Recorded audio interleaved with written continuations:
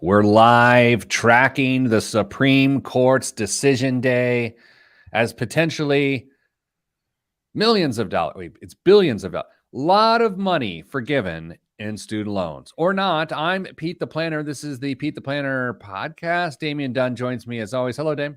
Hello, Pete. Kristen is on at a concert. Is she still at the concert? Like, let's say that there was traffic. Where is she? Or the lines to the bathroom were really long. Has she just been stuck in a line the whole time? She's on Patio. Anyway, if you're listening to the podcast on Tuesday, 4th of July, well, happy Independence Day. And this doesn't feel like breaking news. But if you're watching live on the internets, this is breaking news as Dame and I are following live whether or not the Supreme Court will overturn the Biden administration's forgiveness play of $10,000 of student loans per person or $20,000 if you happen to have a Pell Grant.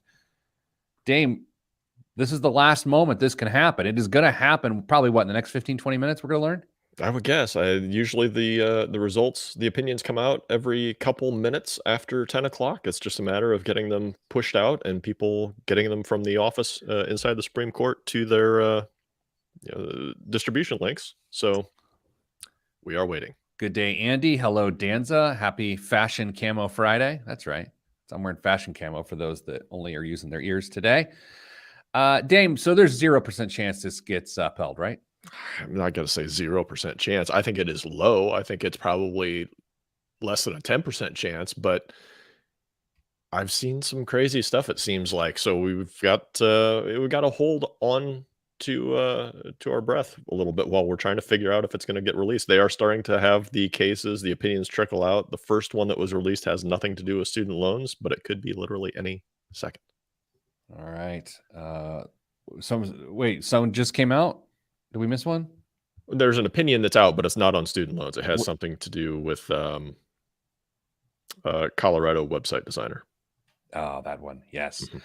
All right. So Dame, Kristen is out this week. Our fine state of Indiana has been overtaken, or it was overtaken this week, by the smoke of Ryan Reynolds, Poutine, and the rest of Canada.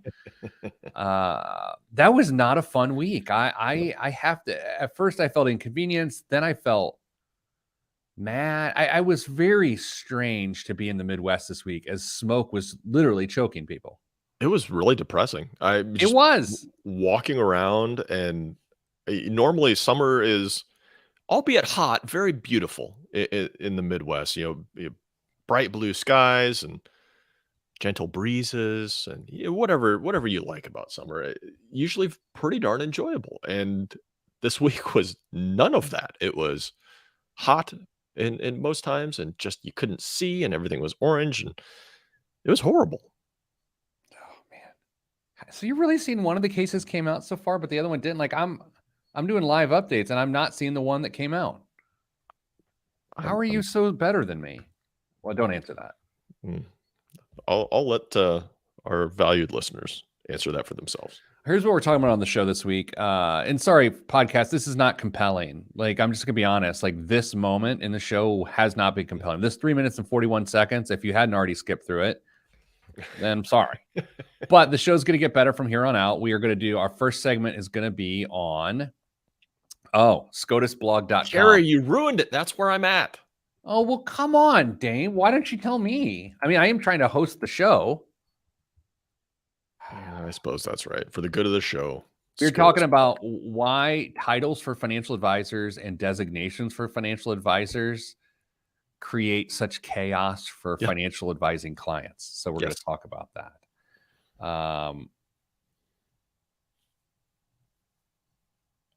Okay, so strikes down for. I'm just sort of reading in real time.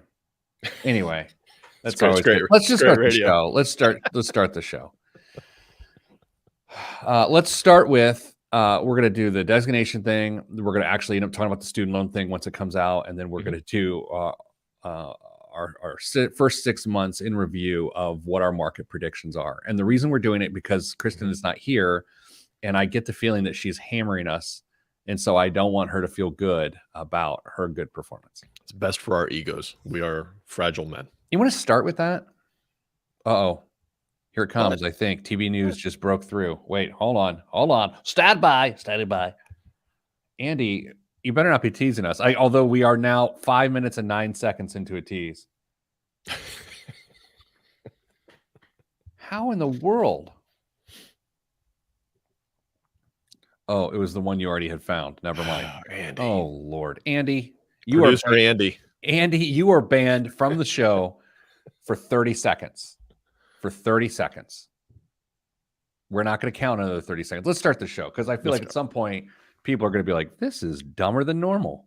502 shows. That's where it ended. Man, you just never know. All right, let's start the show. Can we start with the actual let's do the 6 month review. Sure. Let's start there. Sure. Okay, so you got to go in 3, 2, 1. This week on the Pete the Planner Show, we answer your money questions. Here's how the show works. You email us askpete@petetheplanner.com. That's askpete@petetheplanner.com. And here's what happens. We might answer your question on the air. Sometimes we do. Last week we did. This week we're doing some other things. By we, I mean Damian Dunn, Vice President of Advice at Your Money Line. Hello, Dame. Good day, Pete. And me, Peter Dunn, ne'er-do-well. Dame, this week on the show, we're going to talk about our stock market predictions for 2023. We're 6 months in. Let's see how we're doing.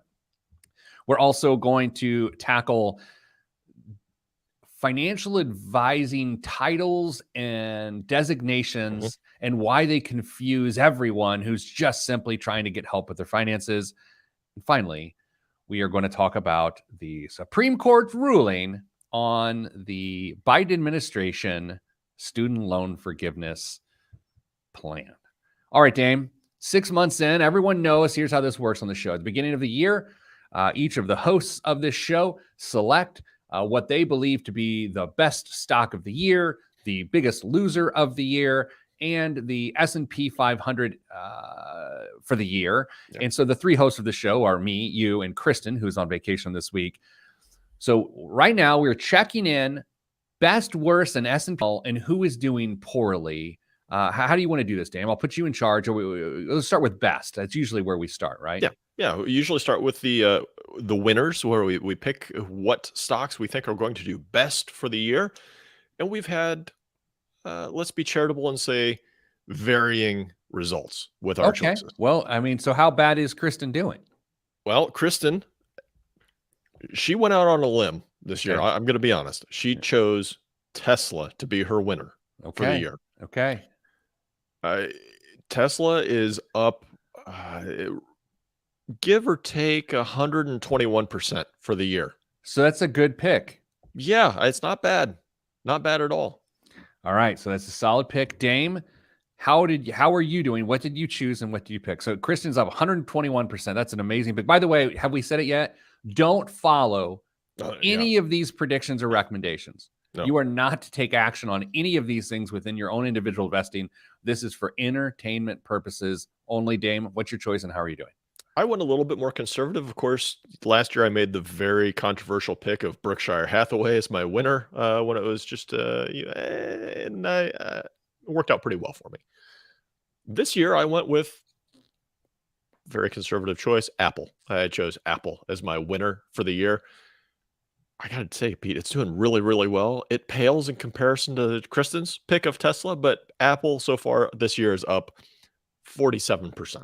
I did see it just cracked over $3 trillion of market capitalization this past Friday. So that's compelling. Congrats to you for that. And what did I choose as the best? This is personal finance expert, world-renowned, oddly, truly oddly. Yeah, still on TV doing news hits and this week. Yeah, people value your opinion in all things personal finance. Last year, you went with. Do we need to review last year? No, not last year. We want to do this year. We're talking about this year. Okay, Cushman Wakefield for those of you playing at home last year. This year, Pete went with Bank of America. Okay. We're 6 months in. It's a long year. We got 6 months to go. 6 months. Big banking. Very stable. Great dividends. This year, Bank of America is down 13.09%. You know what? We have 6 months left. Don't look a gift horse in the mouth. That's the wrong saying. What am I going with? Don't count your chickens before they hatch. That is true. That is true. There could be a lot of headwinds, but as we've talked in previous weeks, Tesla is diversifying, and the other automakers are, adapting their cars to fit the supercharger network. So it seems like they're going to get some extra revenue there. Apple, of course, is just a behemoth and releasing new products, even if they're not necessarily all groundbreaking, but continues to put out a high quality product, and revenue just keeps flowing in. And Bank of America, well, they're not Wells Fargo. Okay. Dame, biggest losers. What was Kristen's biggest loser pick? Kristen went with Rite Aid, one that I had never even considered, but she dug up somewhere because she pays attention or reads more better than I do. Who knows? She chose Rite Aid, Okay. and it is down 54% for the year. Whew. Okay, Yeah. so this is the biggest loser. She's down 54%. So here we're looking for the biggest negative. So as of, we've read one person's thing, she's at 54% negative. Yep. That's good. Yeah, it's great. It's great. What did you choose as the biggest loser of the year? I chose Xerox. They had some issues internally. paper going on company. there. The paper company, you remember? Yes, of It's course. Kristen's paper company. They are up 1.0%. So not negative, bad. but not great. So Xerox is one of my loser pick. I feel confident that they can get into negative territory before the end of the year. If they keep working hard. Yeah. And in a moment of spite, I selected Tesla as my biggest loser of the year. And what is it? What are the returns so far? Up 121%. So I'm in last place. By a wide margin. Kristen's down 54% with her pick. You are up 121. Do I need to do the math on that spread? Let's go on to S&P 500. This is where I feel like I'm beating everyone. Okay, All the right. S&P 500 is what? Is up what? 13% this year? As of this last refresh in this spreadsheet that I have that tracks everything, it says 15.1%. 15.1%. What was Kristen's selection for the year? 13%. Okay, so we've got still 6 months to go. This has got a way to shake out, but Oh, yeah, okay. absolutely. Yeah. Dame, what were you? 2. I chose 2%. You were down 2%. So again, 6 months, it could shake out. And what did one of the world's foremost experts on money select? 19%. Okay. You got a shot. I have a Now, shot. Would you rather win one category and be wildly last place on the other two, or would you rather be second in 2 of them and last in 1? In a rare moment of sincerity, I would have to suggest that I don't pretend to know anything about individual stocks. I really don't. And I don't care. And No. that's the fun of it. However, I feel as though I have a pretty good grip on what the general market is going to do. And so I do feel confident. Do you feel not so good about your 2%? I anticipate being in last place in this one specifically. Now, I do think there are some particular challenges that might face the economy and the markets between now and the end of the year. Additional rate increases, that ever looming recession that we keep hearing about out there. If that ever starts to rear its head, it's just a number of potential things that could slow it down, freeze it, maybe draw it back. Of course, we've got the normal pullbacks that we see in October every year. I don't know. Kristen's 13 might be really, really good. I would take 13 or what's mine, 17 or 19? 19. Yeah, 19. I'll take them. All right, Dame, let's do this. We're going to take a break. And when we come back, you and I, illustrating the point of here, you and I and Kristen know a thing or two about money. Some of us even hold designations. And a lot of people in the financial world hold designations. They hold different titles, and we take our guidance and advice from them. But in the next segment, we're going to explore why sometimes those titles, sometimes those designations create so much more confusion than they lend to helping us make good decisions. You've heard the titles before: CFP, CLU, CHFC, CIC, CIMA. You've got investment advisors, you've got financial advisors, you've got investment consultants, you have financial planners. It's absolute word salad. And alphabet soup. So when we come back, we're going to do our best to shed some light on some of the differences between the different designations and some of the differences between the different titles. All of that is next, right here on the Pete the Planner Show. I'm Pete the Planner. For those playing at home, that was a 1-minute outro. That was amazing. That was amazing. That was amazing. I saw you start winding up, and I thought, wow, this is either going to go fantastically, or it's going to be one for Kristen to clip when she comes back. All right. So no ruling from the Supreme Court so far on yet on the student loan thing. So what we're going to do is we're going to do the next segment. And you got to, I mean, we got to buy a little bit of time here, because by the time we get to the third segment, that is our topic. Yeah. It could just be a whole segment of us just watching our screens. That'd be really exciting. You know, it's weird because as I think about what's about to happen with the ruling from the Supreme Court, because we do this for a living, I've not spent an ounce of time trying to think about what my opinion is as to what should happen. I'm only consumed with what does happen because it impacts us and our business one way or the other. Like we're not good or bad as an organization if the forgiveness is upheld or you know, kicked back. Like it doesn't impact us that way, but it does impact how we give guidance. Mm-hmm. And how we serve the hundreds of thousands of people we serve. So it is a really, I don't know, it feels like a very big day, you know? Thinking of that comment about really not thinking about what should happen in our own perspectives is interesting. And I would argue that you're the only person in our organization that has an opinion that matters, because you're the one that's out representing us on, news shows and whatever. But, whatever I think, it doesn't matter.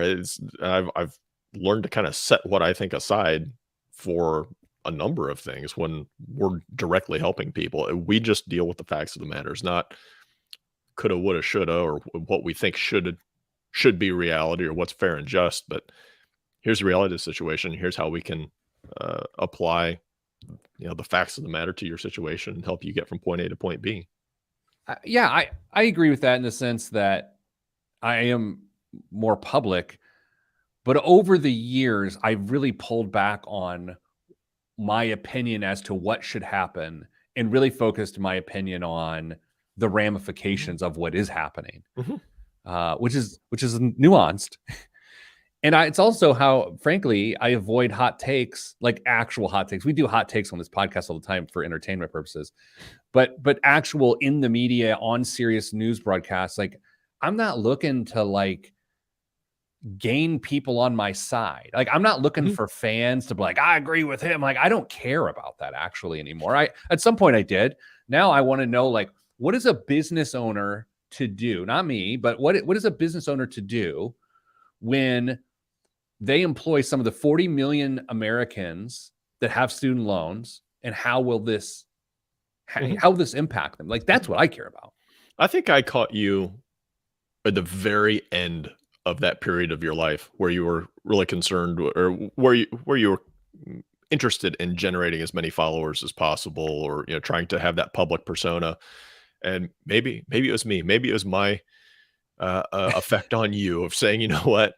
No, just pull back. But it is weird being a part of the news media, and the people in the news media that I really appreciate the most are the people that react to the news, react to legislation or court rulings about the impact as opposed to what they think should have happened.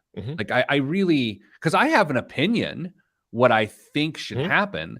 I just don't think anyone gives a rip. Like that's the self-awareness that I appreciate in others. It's just like, Damon, you and I, on a lot of these issues that have come out this week, you and I either agree or disagree, but as it relates to how we serve people, we're just really sort of more focused on like, how do we advise the employers of which employ us to help their people? Yeah. I don't know. Well, I feel like I'm tooting our own horns. I don't mean to do that. I'm just trying to, because I know what it's good. It's an emotional day already based on the rulings that are out there. And I certainly have feelings about the ruling that's out there. This show is not about that, you know? I think that's one of the things that a lot of people appreciate is that we just the fact, maybe This not just the facts, man, but we play it pretty straight. this show is not about opinions. This show is about comedy. No, it's not. Oh man. I remember some of my favorite reviews early in the show of the 852 episodes were like, quit trying to be funny and just teach us stuff. And it's like, well, you know, that's not really what I want to do. You know, listen to something else. Okay, who cares? Let's do financial titles and whatnot. In 3, 2, 1. Back on the Pete the Planner show. Dame, I've had several business cards over the course of my career. Starting, I think my first business card, I got to think about this. Probably in 1999, the summer of 99, I was a college agent, was my title, a college agent for Northwestern Mutual Insurance Company. I sold life insurance as a college kid. Then, staying in the financial business beyond that, my title changed, it seemed like every 6 months. Yet, oddly, Dame, my job didn't change at all. So my title kept changing. What I did for a living didn't really change until it did probably, we'll say 2012, when I sold my investment practice. I would say my job permanently changed. And now it is rather permanently changed as simply just CEO of a financial company, right? Mm-hmm. But Dane, the financial industry really, really struggles, arguably on purpose, to help people understand what professionals within the financial industry do for a living. Do you find, and we're going to get into the specifics of this, but do you find this to be a disingenuous action on behalf of the financial industry, or do you think it's just a byproduct of different standards? It's a really great question. I think there are some bad actors, bad agents inside of the financial industry, and whatever leverage they can get to seem more sophisticated or professional, valuable to the client, they're going to take it. And so if they can structure, present themselves in a certain way and have a backup with a title on a business card that says this is who I am, they're going to play that. And there's been a huge discussion in the financial industry over the last few years about making sure that the client's interests are first and foremost across the board for everything. And a lot of industries don't have nearly that tight of regulations around that. And there are people who can take advantage of clients. Let's think about people who give advice in other industries and the standard of which we look through that lens. So let's say we start with medicine. Okay. An MD, can we say is the gold standard with maybe a DO, an osteopath? I don't want to say call them second fiddle. I'm just going more with influence and commonality. Would you agree with that? Beat it up if you have to.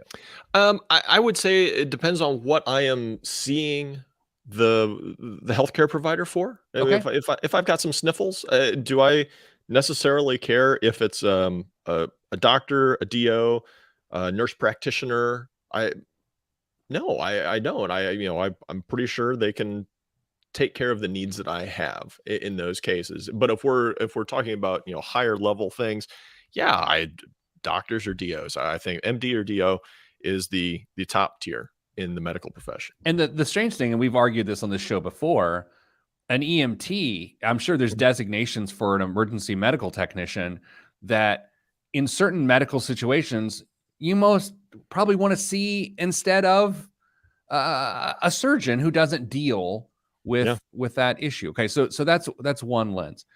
How about in the law profession? That would seems pretty standard. You either pass the bar Mhm. or you don't. Would you agree with that? Yeah, you can graduate with a JD and still be, very knowledgeable about law, but if you're going to go out and actually practice it, in front of a court, yeah, you gotta have that, pass that test, get into the bar of that state.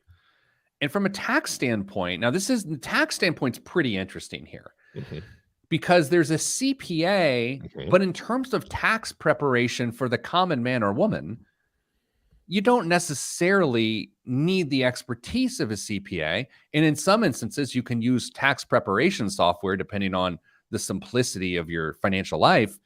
But Dame, CPA is the gold standard, but you know this very well. There is another designation within that world that doesn't really impact any of us.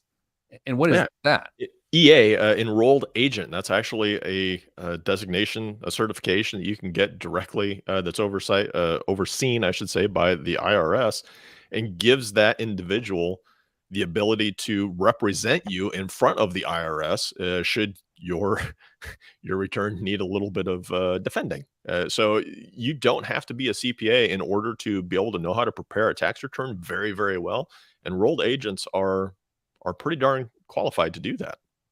Okay. So these are major industries, major service professionals that have pretty, you know, distinguished standards. Mhm. And now on to people's financial lives. Dame, it's a mess. I was a personal financial representative for a long time. I was a financial planner. I was a personal financial agent. I Mhm. was an agent. I was an investment advisor. I Mhm. was a financial advisor. I was a financial. My job never changed ever. Just all the titles around it changed, and I don't have any designations. So people always wonder, oh, how do you know all this? Do you have a bunch of designations? I don't. I don't. I took several CFP courses. I did Mhm. not sit for the exam. You happen to have a certified financial planner designation, which I view to be probably the gold standard of our industry. And Yeah, yeah, sorry. go ahead. I don't disagree. I think the CFP has done a nice job of positioning itself as the gold standard in the financial planning industry. That doesn't mean there aren't value to be found in other designations, especially for specific situations, but that's part of the problem is that there are a million different designations. One that we have known and appreciate deeply are accredited financial counselors, AFCs. And if you're looking for somebody to try and help you get through the day-to-day struggles of your financial life and try and get some consistency and stability there, an AFC is perfectly situated for that, but it's not anywhere close to being nearly as well known as what a CFP is. And then you go into this alphabet soup of other designations. I mean, we could play a guessing game for the next 3 minutes on well, I read the letters and you try and tell me what they stand for, and it'd probably be pretty funny, but also depressing and very enlightening at the same time, just to say that as people who are in the financial industry, even we don't know what all the designations necessarily mean. I think what's so hard about this, Dame, is that most of these alphabet soup that get put behind names, you have to get a level of education around them, right? Courses and Mhm. certifications, but it's as much of a marketing exercise as anything Mm. else. And it is 100% pay to play, right? Yes, you have to pass courses, but it is pay to play. And I mean, yes, you could argue an MD is pay to play. Yes, you can argue a CPA is pay to play, but not nearly in the way as financial designations are. Yeah, if I'm if I'm looking at somebody to help me with my finances, I'm How looking about at I will let you clear your throat and hit mute thanks. for a second as I step in because here's an important element to this. Dame has a CFP. Dame happens to share his life with a CPA. And so, do you view those dissimilar? That like the other ones are not pay to play like it is in the financial world. Yeah, those are two of the most difficult to get. CFP is a just a backbreaking test. CPA is not only a bachelor's degree, but additional coursework on top of that, and then a very rigorous test to go from there. And then we've got pretty high standards for CE beyond that. So if I'm looking for somebody to help me with my financial life, and I want the top tier to have a very broad understanding of financial lives in general, CFP, CPA, and then if you want to really just kind of get into it, an estate attorney. So we've shed light on this issue, and we're going to have to cover the ramifications of it all more here in a bit. So let's take a break. Coming up after the break, we're going to touch on the Supreme Court's decision around student loan forgiveness. That's next. I'm Pete the Planner. We blew that. That's on me. Time-wise. It's so funny to even set, that could be a whole show. It just occurred to me. You know? Yeah. Oh, yeah.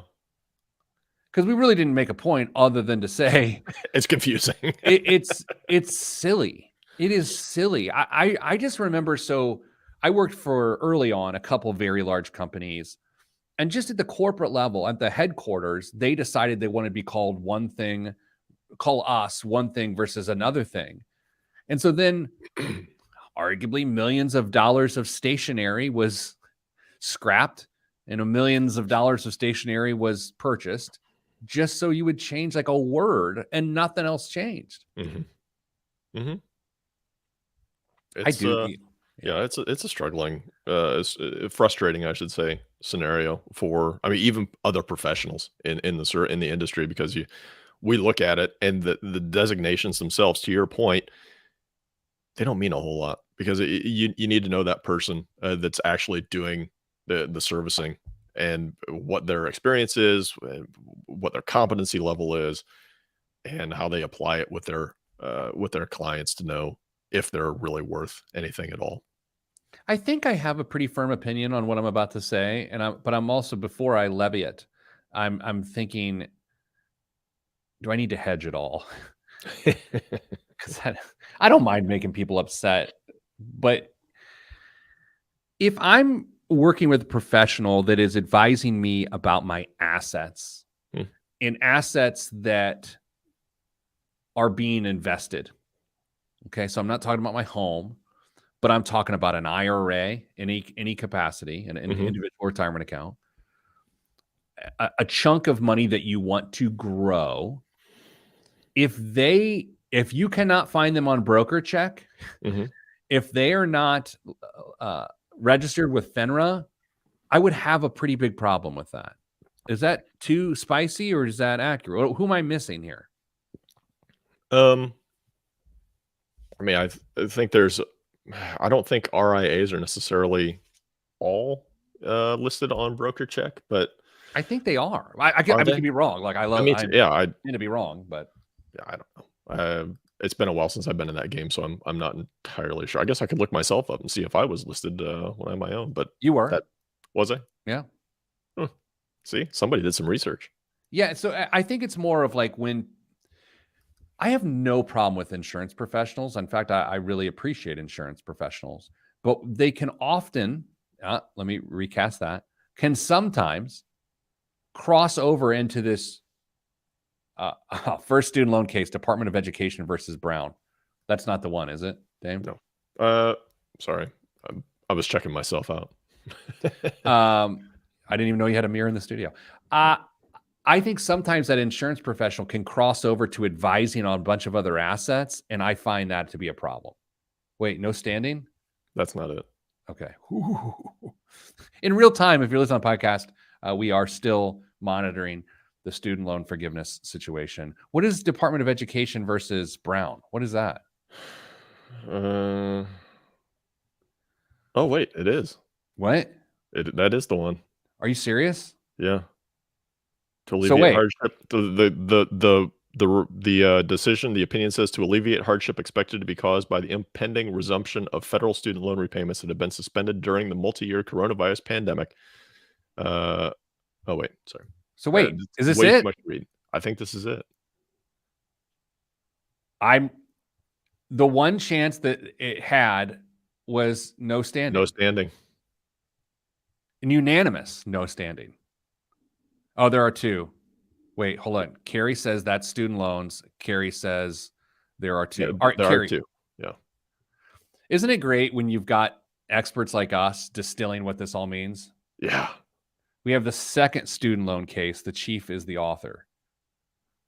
Jiminy Christmas name. We probably should have figured out what we're doing before we went live to the air. Where's Kristen? Yeah, exactly. Come on, Kristen. Has she texted you yet? It's her day off. She texted me still waiting. When did she do that? Like 15 minutes ago. The court holds that Missouri at the very least, has standing. What does that mean? That's so. Come on, SCOTUS blog. You know, I know someone who went to law school. That's it. That's all I can say. The vote is 6-3. Kagan dissents, joined by Sotomayor and Jackson. Okay. What does this mean, Dame? So that means the conservative bloc held together, and I have no idea what that means. And the show ended at 502 episodes. It means they can legally sue. All right, Carrie, you're confusing me too. I mean, this is how dumb I am. So here's what's happening. If you're on the podcast right now, this is the worst part, Dame. Podcast people already know. They already know by the time they're listening to this, they're like, what a bunch of idiots. And meanwhile, as a couple of idiots, I have no idea what just happened. The court agrees with the states that the HEROES Act does not authorize the debt forgiveness plan. Okay, so overturned. Struck down. Struck down. I think. Okay. Okay, I feel comfortable in this. Thank you, Carrie. Carrie, here's the thing. You're trying to help us out, and I'm too stupid to be helped. Like, that's the thing. To be clear, the court has struck down the Biden administration debt forgiveness program. Thank you, Amy Howe. Finally. You, SCOTUS blog. Okay, so this is what I thought would happen. But you were really nervous there for a second, weren't you? You know, okay, can we go a little inside baseball here that we're going to let people into? Yeah. My argument this morning to Damien off the air was, if forgiveness happens, it will be more chaotic for us and our world and everyone than had it been struck down. Because the status quo is there's no forgiveness. So we're all used to there not being forgiveness. The who gets forgiven, who gets refunds would have been a nightmare. Whether I think it should have happened or not, irrelevant. This actually is less chaotic. For us. I mean, that's incredibly selfish. No, I'm talking about myself. Yeah. And Jason brings up a really good point. Pete said he wasn't going to let the show go to 1,000 episodes. We all thought it would get a little more than 502. Okay, so here's the question that Jeremy asks, and I have a very distilled answer. Is this when the recession starts? This is the trigger, in my opinion, to what will be a recession, but it does not start until the fourth quarter, because it's the next couple months of whether people prepare or not for what's going to happen. Dame disagrees. He leans back. He touches his ear, which is a sign that a woman is interested in you. Do you know that? Oh, it's her hair. If a woman touches her hair. There might be an ear thing. I don't know. I read it in Cosmo when I was in middle school. Yeah. What, Dame, you disagree? If it goes through as intended or as laid out, yes, payments will technically restart here in a couple months, but I think there's going to be an opportunity to go into a forbearance for a year. So it could be a year from this fall before we really start to feel the widespread effects on That's fair. The economy. That seems informed. Man, we got to do more live SCOTUS blog podcasts. Just pick a case that we want to follow for giggles. It just occurred to me how big of idiots we are. We're having this discussion not on the radio right now. What are we doing? We get to have it again, all over again. Oh, and of course, Kristen just hits the Slack channel with the details of this. So here's what's happened. You and I have just wasted our own time not being on the radio, and Kristen takes action amongst our entire organization and hits everyone on Slack while you and I are just verbally tickling each other on a podcast. Hey, You see, all I see is details to come. She actually put something in there. Yeah, in the general Slack. It's literally it just says details to come if applicable. Yeah, but she said no student loan forgiveness. She actually shared information with our colleagues. Yeah, I thought you said there were details there, but okay. We've Maybe I got misunderstood. a few MERP replies coming. Okay, listen. We've got to go on the air right now. And by on the Okay. air, I mean we have to record something that will not air for 48 hours. Okay. What the heck? Does our show air earlier? Like on It air does on air. Saturday? It airs early Saturday morning, like a 6 a.m. slot in a couple places where people are listening. You know who loves financial advice at 6 a.m. on a Saturday? Nobody. No, you're driving to get donuts. Like, I'm gonna surprise my family, and then it's like, listen to the Pete the Planner show, and you just like you trying to wreck your truck because you just can't take it anymore. Yeah. It's unfortunately it's the farmer who's got an old truck with an AM radio that doesn't turn off of one station anymore, and it's just the one that we're on. And if he's driving, he can't even turn it off. He has to listen to us. Dame, this was a big week for the flashlighted community in Central Indiana. A lot of power out, and you were getting shout outs left and right on the company Slack about your insistence on pocket illumination. Can you shine that into the camera and let me see if it blinds? Oh my God, it really did. Oh my God. It really blinded me. That was like I was watching a professional welder, a craftsman. Do it again. That was crazy. I don't value my eyesight. Do it again. That's crazy. Holy cow. Look, can I do my I'm gonna do the light on my. You'll be shocked. Although this one diffuses way more. Wait. It doesn't have the throw. Did that do anything? Not really. I don't know why I'm growling. Does that help with illumination? It scares away the meanies in the dark that you're using your light for. 3, 2, 1. Back on the Pete the Planner show. Dame, this week, in a landmark decision, the Supreme Court ruled. I'm sorry, I can't be that serious. Dame, the Supreme Court said President Biden's student loan forgiveness plan that was part of the HEROES Act is no bueno, which is Spanish for no good. So therefore, all of the student loan forgiveness as it relates to this action is not going to happen. Thoughts? I'm glad you hedged that because I think there's a very high likelihood that we try and see another attempt at student loan forgiveness using I think it was an education act of some sort, or maybe they try and get a little creative in a couple other spaces. But I don't think this is the last time we deal with this. I really think there's going to be another push, and I don't know what it's going to entail or what it's going to look like or what the amounts are going to be, but we haven't heard the last of student loan forgiveness. But that being said, now we need to start preparing. If you've got student loans, the clock is ticking, and you need to start getting your finances in order to assume those back into your life. When we have this discussion, sans our student loan expert, Kristen, who's off this week. Great timing. Great job, everybody.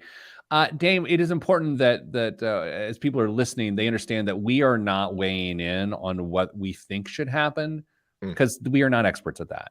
We are talking about what we think will happen and what we also talking about the impact of those things happening. And so the current impact of what has just happened is that student loan payments, the clock is ticking. As you said, in October, payments are due. And that is going to be incredibly disruptive in several different people's lives, and specifically in some very stressful industries. You're going to see some challenges. I think you're going to see K through 12 schools have further struggles with teacher retention as young teachers who have never paid a student loan payment because they graduated in May of 2020, and payments got shut down in March of 2020. Have created their entire life for 3 years. They've rented an apartment. They have a car. They've set their food budget. They've got their Hulu subscriptions.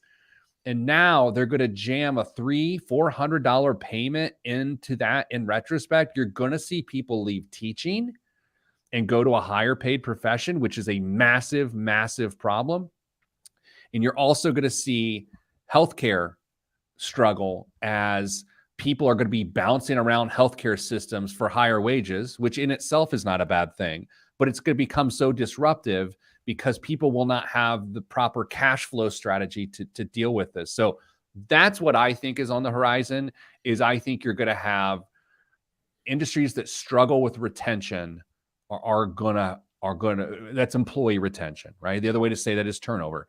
I think they're in trouble. I think you have some merit to that argument. There are some really big benefits to staying in those professions, though. I think of K through 12 specifically. Are they paid the greatest? Especially if you're new? No, no, you're not. But your get out of debt card is much, much bigger if you stay in that K to 12 profession. So if you are in that industry right now, which sounds sick for me to use K through 12 as an industry, I probably It should have chose is. a different term. If you're in that profession right now, don't abandon it. Please talk to somebody who can maybe help you figure out how to fit that payment into your budget on a month to month basis, because you have PSLF available to you. If you ignore that, or you go outside of that and you get on a payment plan, you're going to stretch those out. Instead of being done in 10 years or 120 payments, you might drag that on for years and years and years extra. As to what is next, and as to what has happened in the last 10 months, we live stream, by the way, the show, and one of our live stream viewers, Todd, notes, so if there are talks of another attempt at forgiveness, won't this only hurt student loan holders as they may only make minimum payments in hopes of it eventually getting forgiven? I would argue, first, not really about minimum payments. It's more about people holding out hope that forgiveness is somehow around the corner in a different angle. I 100% believe the Biden administration will not abandon this. They will come at it at a completely different angle. It will, for better or worse, be politicized because of the elections coming up. Mm-hmm. This is actually going to get worse. And it will actually make things worse for people who have student loans, because if you're holding on to hope as a financial strategy around student loan forgiveness, you're going to be disappointed, because there's a 0% chance, in my opinion, that this just doesn't get classified as politics due to the election. Mm-hmm. And so therefore, I don't think there's going to be any movement going forward. And even if there is, it would go right back to the court. And we've already seen how they've ruled on this. Yeah, we've already seen, or at least I've seen. I know you don't spend nearly as much time on social media as you used to, and I'm sure you're a better person for that, Pete. Yeah. But in social media yesterday, I've been on it more than I have in quite a while, just because of all the things that are going on. And there are already plenty of folks, and I know social media is not real life, and when it comes down to it, but many opinions out there say tying, elections have consequences, and if we can get this taken care of, and this party does this or that party does that, we can get that result that we really want. And that could be literally decades away to get to there. And so at some point, it may be tough. It may be a struggle. It may be a challenge, but you have to stop relying on hope as your primary strategy on how to get over this challenge. And this is where, you and I've been saying, at least for as it relates to us being financial experts and trying to discuss this topic, we've said you and I are we're trying our best, and maybe we aren't, but we're trying our best to keep what we think should happen out of this discussion and really revolving around what is happening. Dame, I think as a society, people are struggling to keep what they think should happen out of how to react to what is happening.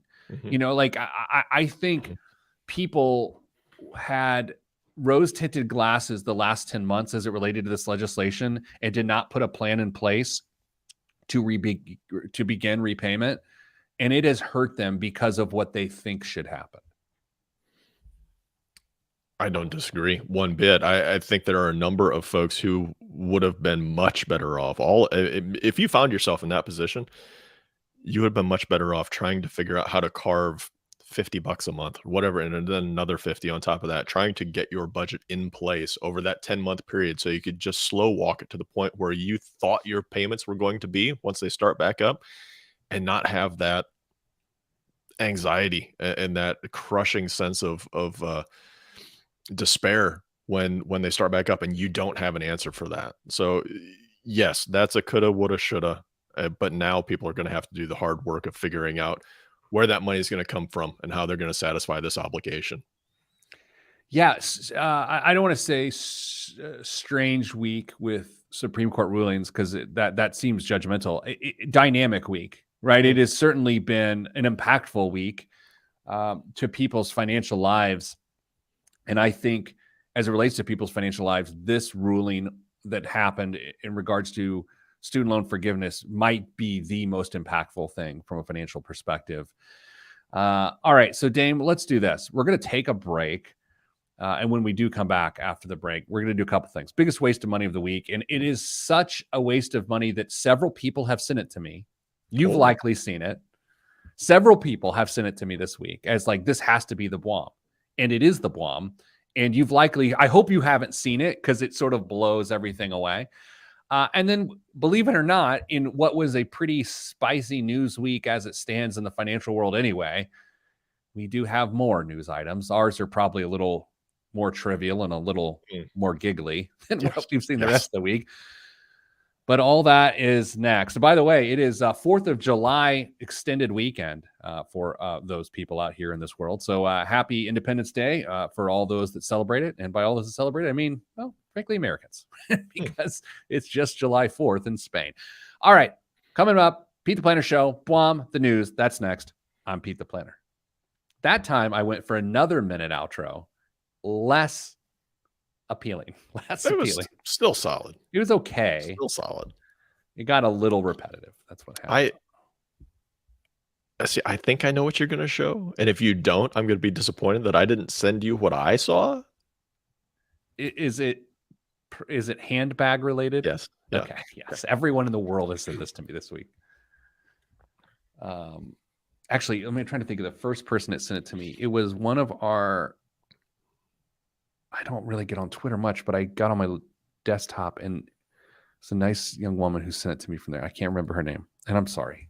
You know what? Now I got to look. I don't want to look. I don't know. I'm sorry. Thank you for sending it. I just, I'm dealing with the SCOTUS blog. You know who you are. I'm on the SCOTUS blog. Yeah. I say this next comment. I don't want to say it on the air. I'll say it on the podcast. And I want to say it sort of carefully because I don't want anyone to feel marginalized. There's a particular demographic or a few different demographics that have exposure to so many of these rulings this week that, man, that's got to be a lot to deal with. I say that out of respect, and it's because I know people line up on different sides of these issues.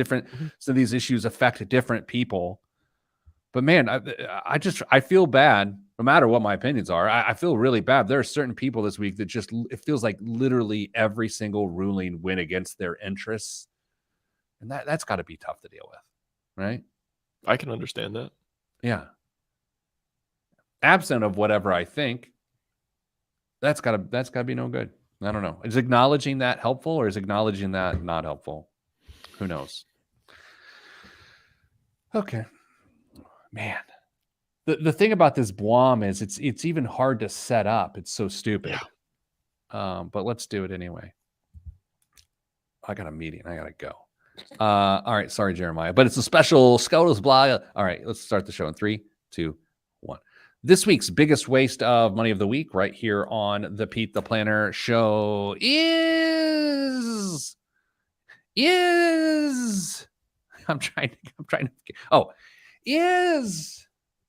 the Louis Vuitton micro purse.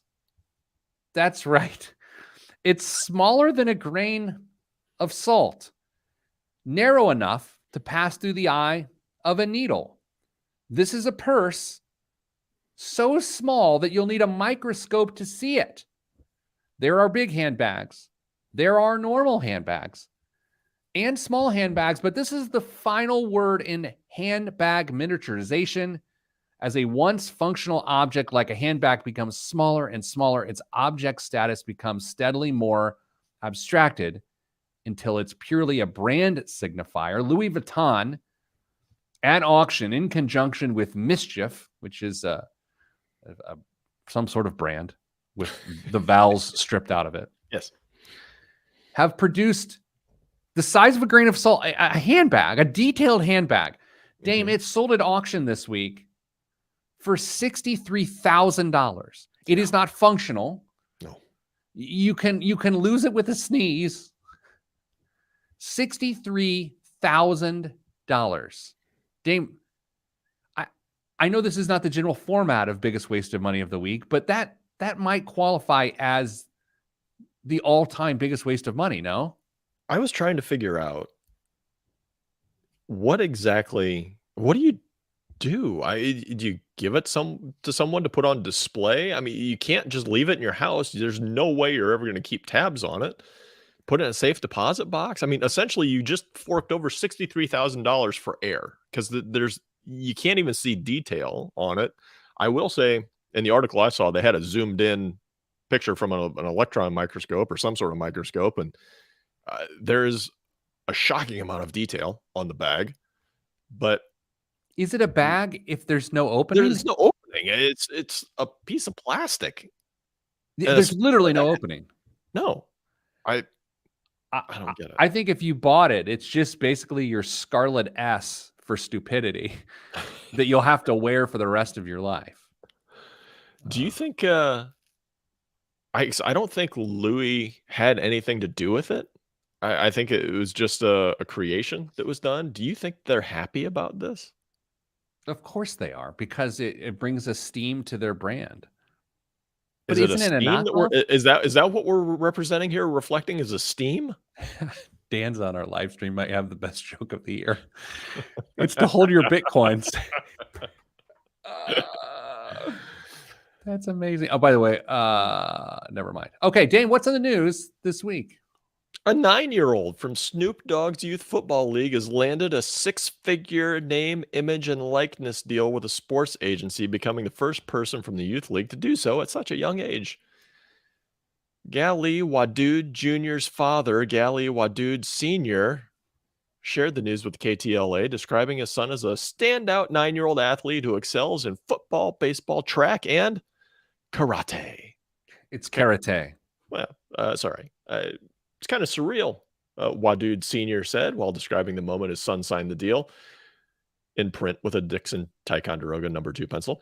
It's humbling and exciting for the agency to see his potential and want to manage him.